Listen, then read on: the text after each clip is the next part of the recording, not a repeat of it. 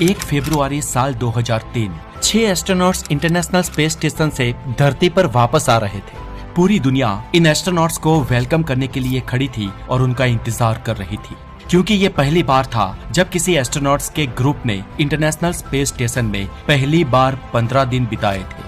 ये एस्ट्रोनॉट्स वहाँ पर जीरो ग्रेविटी में कुछ खास वैज्ञानिक एक्सपेरिमेंट करने के लिए गए थे, जो अपना प्रयोग पूरा कर पृथ्वी पर वापस आ रहे थे। और इन 6 एस्ट्रोनॉट्स में हमारे भारत में जन्मी कल्पना चावला भी मौजूद थी। ये 6 के 6 एस्ट्रोनॉट्स एक बड़ा काम करके वापस आ रहे थे। रिसर्च के अलावा भी देखे तो पृथ्वी की सतह को छोड़कर अंतरिक्ष में लंबे समय के लिए रह पाना, ये एक बहुत बड़ा काम था जिसकी नींव इन एस्ट्रोनॉट्स ने रख दी थी। लेकिन जब वो वापस आ रहे थे तो अचानक धड़ाम से इनके स्पेसक्राफ्ट के टुकड़े हो गए और विस्फोट के साथ ये 6 के 6 एस्ट्रोनॉट्स अपने अंतरिक्ष यान के साथ ही खत्म हो जाते हैं, जिसे देखकर पूरी दुनिया की मीडिया दहल जाती है, क्योंकि ये नजारा लोग लाइव देख रहे थे और ये नजारा ऐसा था जिसने लोगों को झकझोल कर रख दिया था। जिस वजह से साल 2003 से लेकर साल 2011 तक इंटरनेशनल स्पेस स्टेशन का काम बहुत ही धीमी गति से आगे बढ़ा, क्योंकि वैज्ञानिक स्पेस यात्रा के लिए एक सुरक्षित तरीका ढूंढ रहे थे। हालांकि काम भले ही धीमा होता रहा, लेकिन काम होता रहा और समय के साथ साइंस और टेक्नोलॉजी ने बहुत तरक्की कर ली और आज कई सालों बाद इंटरनेशनल स्पेस स्टेशन बहुत ही ज्यादा सुरक्षित है और वहाँ पर कुछ महीनों के अंतराल में एस्ट्रोनॉट्स जाते और आते रहते हैं। वहाँ रिसर्च हमेशा जारी रहता है और आज दिन तक वहाँ पर करीब 270 से ज्यादा लोग जा चुके हैं और भविष्य में भी ऐसे ही जाते रहेंगे।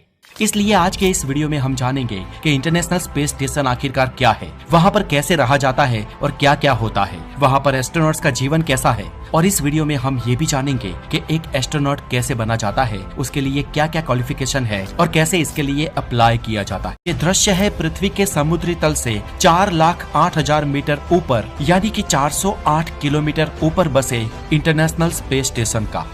International space station space orbit में धरती की परिक्रमा करने वाली अवकाशी लेबोरेटरी है, या यूं कहे कि अवकाशी एस्ट्रोनॉट्स का घर है, जिसे रशिया और अमेरिका सहित कुल 16 देशों ने मिलकर बनाया था। 108 मीटर चौड़े और 72 मीटर लंबे इस अवकाश मथक को रात में उसकी भ्रमण कक्षा में पड़ने वाली पृथ्वी की अनेकों जगह से देखा जा सकता है।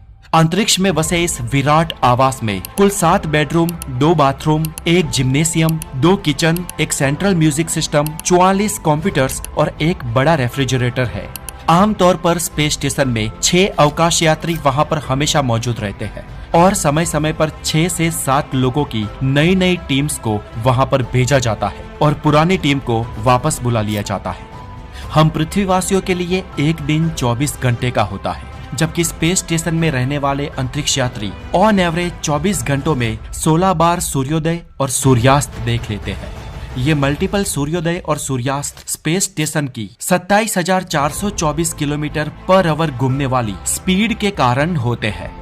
हम इंसानों की बायोलॉजिकल क्लॉक 24 घंटे की होती है, इसलिए अंतरिक्ष यात्री भी स्पेस स्टेशन में रहते हुए पृथ्वीवासियों का ही समय फॉलो करते हैं, जिसके लिए वो speed master professional X33 omega नाम की रिस्ट वॉच का उपयोग करते हैं और ये वॉच अंतरिक्ष यात्रियों को पृथ्वी के समय के अनुसार सुबह के 6 बजे उठा देती है।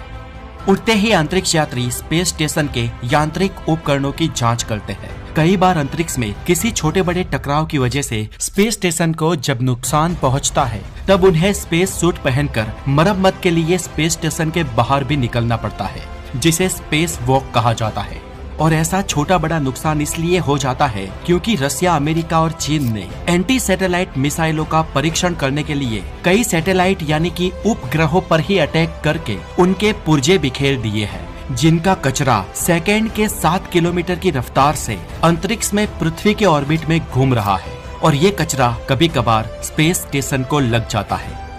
इस जांच के बाद अंतरिक्ष यात्री अपने रोज बरोज की शारीरिक क्रियाओं को समाप्त करने के बाद नाश्ता करते हैं और उसके बाद वो धरती के साथ संपर्क करके प्लानिंग और चर्चा करते हैं। चर्चा के बाद एक्सरसाइज, फिर दोपहर के 1 बजे का भोजन और उसके बाद वो रिसर्च कार्यों में लग जाते हैं और इसके बाद शाम को 7 बजे के आसपास रात्रि भोजन यानी कि डिनर लिया जाता है और उसके बाद कुछ फन या मस्ती होती है। और रात को 10 बजे के आसपास वो सो जाते हैं। दोस्तों, अंतरिक्ष में इंसान की स्वाद कोशिकाएं कम संवेदनशील हो जाती है, इसलिए स्पेस स्टेशन के रहवासियों के लिए फूड में ज्यादा मसाले डाले जाते हैं। खाने के बर्तन, चम्मच और छुरी पे मैग्नेट लगा होता है, इसलिए वो एंटी ग्रेविटी में भी अपनी जगह पर चिपके रहते हैं।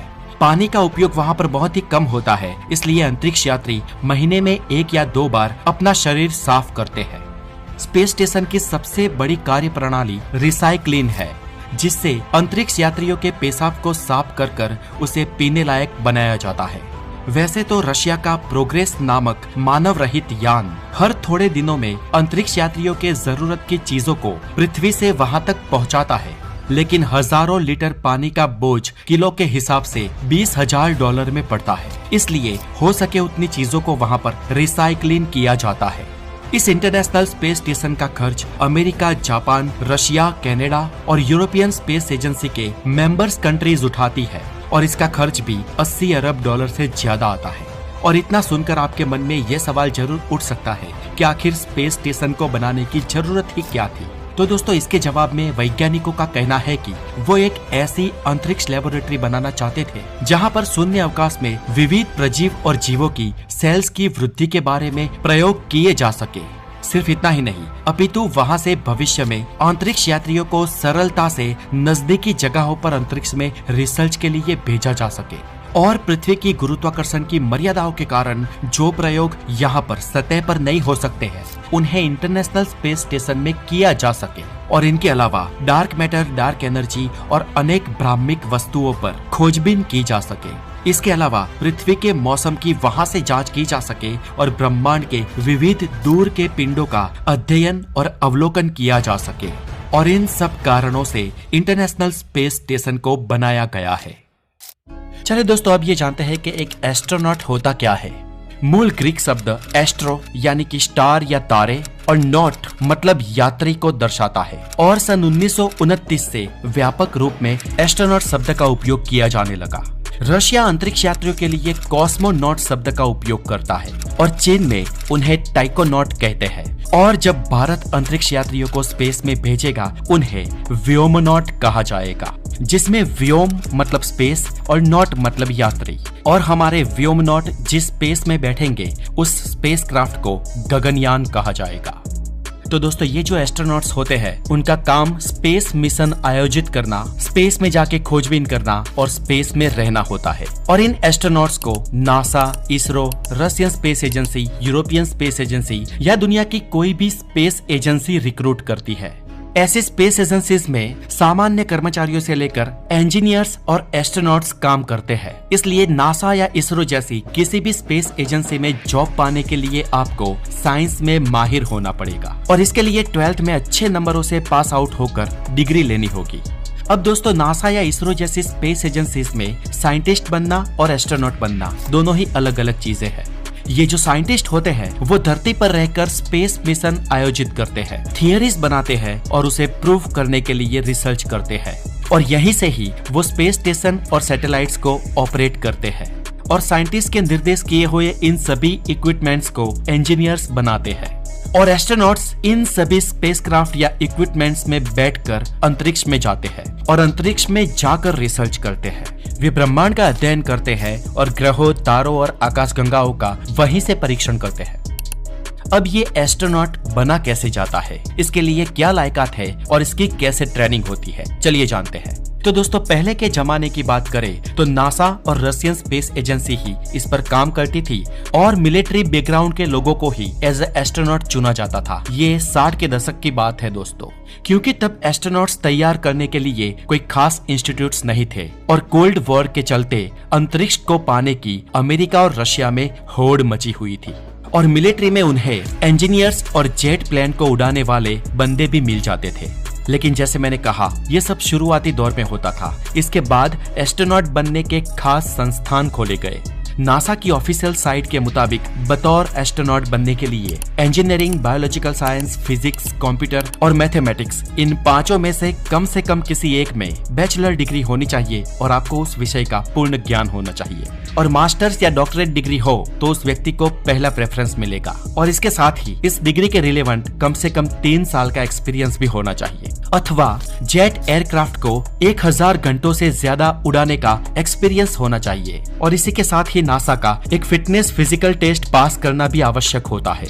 इसके साथ ही एस्ट्रोनॉट बनने के लिए मानसिक एकाग्रता होनी चाहिए और दृष्टि तेज होनी चाहिए। शरीर का कद 5 फुट 2 इंच से 6 फीट के बीच होना चाहिए। आप में लीडरशिप और डिसीजन मेकिंग पावर होना चाहिए और व्यक्तिगत रूप से इतनी क्वालिटी आपको उत्तीर्ण करती है। और इन सब में जो उम्मीदवार पास आउट हो जाते हैं उन्हें ट्रेनिंग के लिए भेजा जाता है।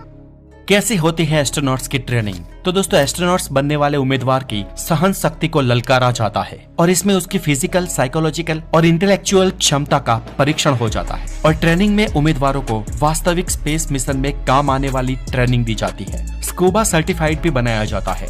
इसके साथ जी फोर्स को झेलना, अंतरिक्ष में विविध हालातों में क्विक डिसीजन कैसे लेना, ये सभी चीजें सिखाई जाती है। और एस्ट्रोनॉट बनने वाले उम्मीदवारों को हर दिन ऐसी करीब 40 एक्टिविटीज करनी पड़ती है जो सभी उन्हें अंतरिक्ष में काम आती है।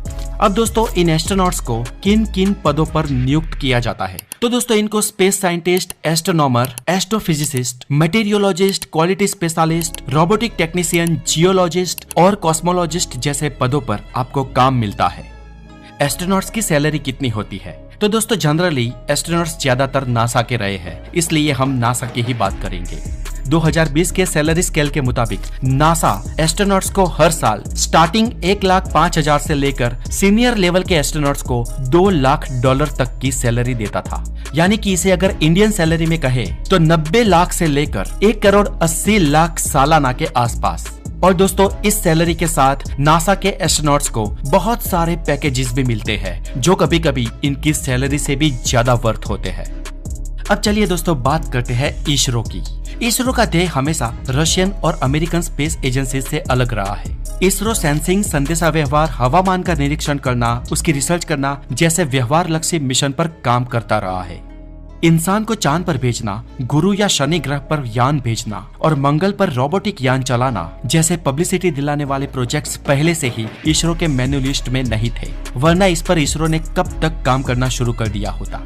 पर अब इसरो को ये सब जरूरी लगने लगा है, क्योंकि स्पेस जगत में पहले के समय में वो चैलेंजेस नहीं थे जो आज है।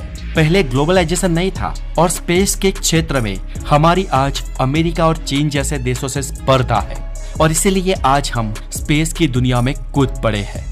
सो दोस्तों, आज के लिए इतना ही। एस्ट्रोनॉट के रिगार्डिंग आपके कोई सवाल है तो हमें कमेंट बॉक्स में जरूर बताएं और stay tune with the knowledge, because knowledge is everything. अपना बहुत सारा ध्यान रखें। आगे मिलेंगे ऐसे ही एक हेल्दी और साइंटिफिक वीडियो के साथ। So have a wonderful day, take care.